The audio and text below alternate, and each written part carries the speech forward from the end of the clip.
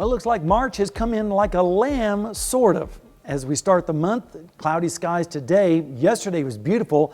Right now in Seneca, Missouri, we're looking at Indigo Sky Casino and Resort. Mostly cloudy skies, no precipitation this evening, but that's going to be changing over the next 24 hours. This afternoon we made it up to 62 after starting out at 48. The averages are 54 and 33. And of course we weren't anywhere close to those records of 87 and 5 degrees. In anticipation of the rain coming in, we have a flood watch in effect for parts of southwestern Missouri, northwestern Arkansas, and Delaware County in Oklahoma. That goes all the way until noon on Friday when the storm system will finally pull away. Temperatures right now are generally in the 30s in some places like Neodesha with 36, and same thing in Parsons with 37.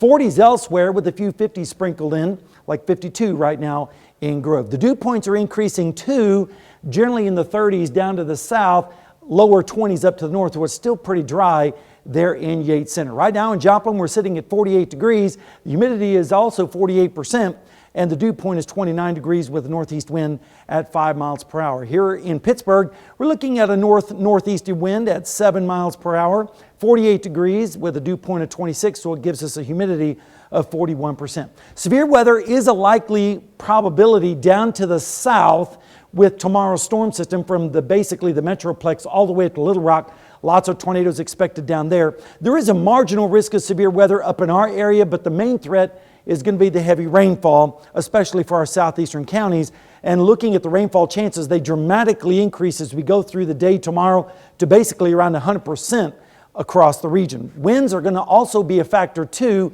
By tomorrow evening, we'll start to see easterly winds at around 20 miles per hour. But as we go through the evening hours, look at this, by Friday morning, winds are going to be around 30 miles per hour, swirling around that upper level low and surface low. As that starts to move away, winds will turn around to the north and west and start to die off as we head towards Friday evening. And let's take a look at the forecast, break it down for you. We're expecting temperatures tonight to be in the 30s and 40s with northeasterly winds. Then the winds are going to be picking up tomorrow with scattered showers moving in from the south and west with highs in the 40s, 50s, and even some 60s down to the south. Then the rain starts to move in from the south and west, heavy at times, especially to the south and east, with lows in the 30s by Friday morning. And some of this is going to switch over to some snow, especially for our friends in southeastern Kansas and maybe even here in the metro area. Then by Friday afternoon, all that moves away. Temperatures drop into the 40s and upper 40s down to the south with northwesterly winds.